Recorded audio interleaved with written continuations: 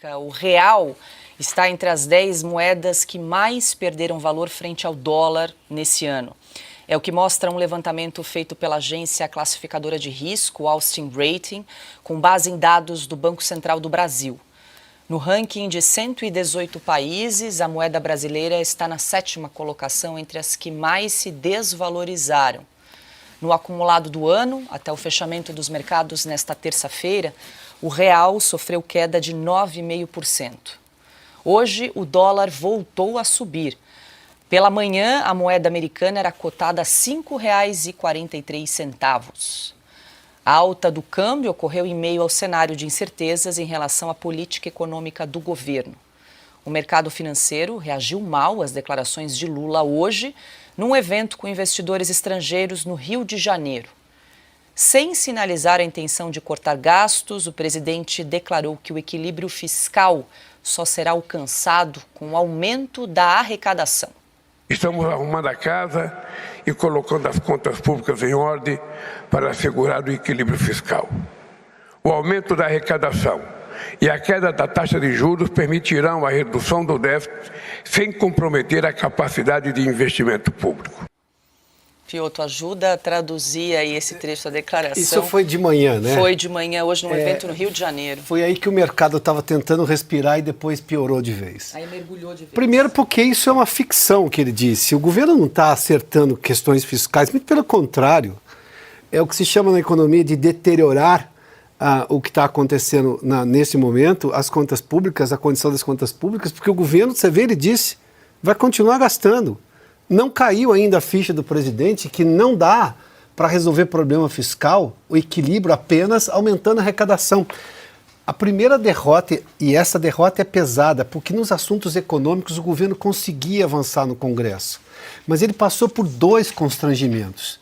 Quando a medida provisória da, digamos, compensação do PIS/COFINS para compensação em relação à desoneração foi editada, de novo, começa por aí, medida provisória para mudar a regra tributária e aumento de impostos, que tem, medida provisória tem peso de lei e aplicação imediata, sem negociar com o Congresso, tanto que o presidente da Câmara, Arthur Lira, pediu explicações, um primeiro constrangimento ao Ministério da Fazenda, e agora Rodrigo Pacheco, o Silvio lembrou, que do ponto de vista assim, prático, é informalmente o líder do governo no Congresso.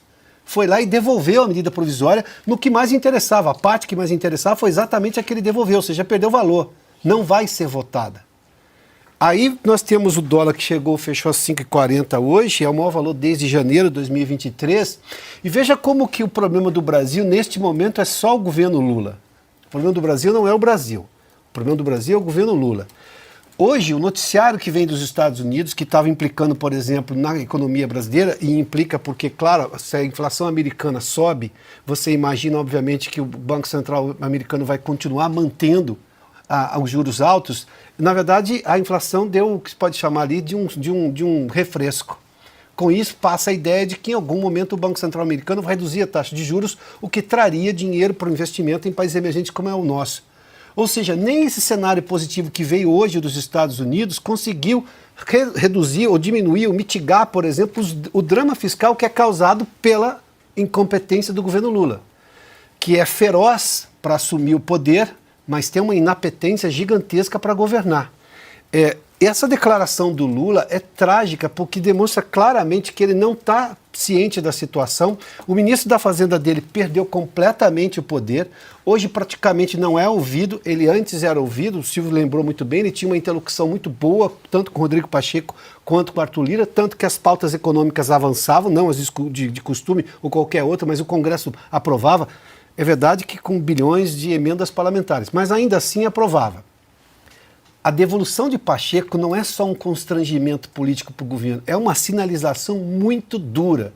Ou seja, o governo ou toma prumo agora, ou entra no prumo, porque empresários estão reclamando, o mercado financeiro está reclamando e o Congresso está dando provas cabais e práticas de que não vai mais aceitar um governo que só pensa em gastar e não em reduzir.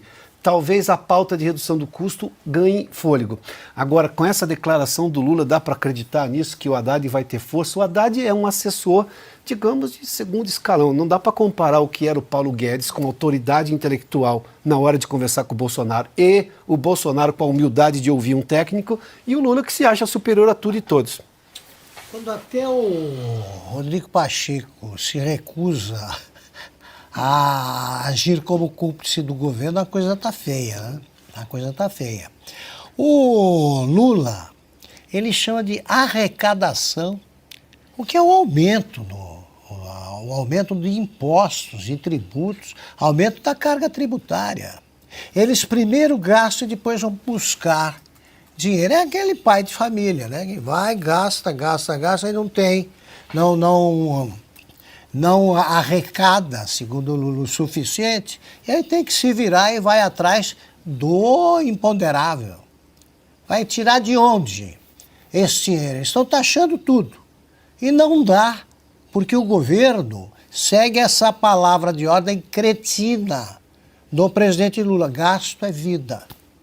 Gasto é vida. Então, para ter gente gastando, ele faz o quê? Um exemplo. O presidente Bolsonaro fechava, e o Paulo Guedes, fechavam as vagas que surgiam com aposentadorias, porque a informatização da máquina pública permitia que se trabalhasse com menos gente. O Lula está está preenchendo todas as vagas para que continue indo muito bem o programa Desemprego Zero para a companheirada, para botar gente do PT. Eu não conheço nenhum militante do PT desempregado. Eu não conheço. É uma espécie de extinção. Paula, só para fazer uma citação, Augusto lembrou do ministro Paulo Guedes.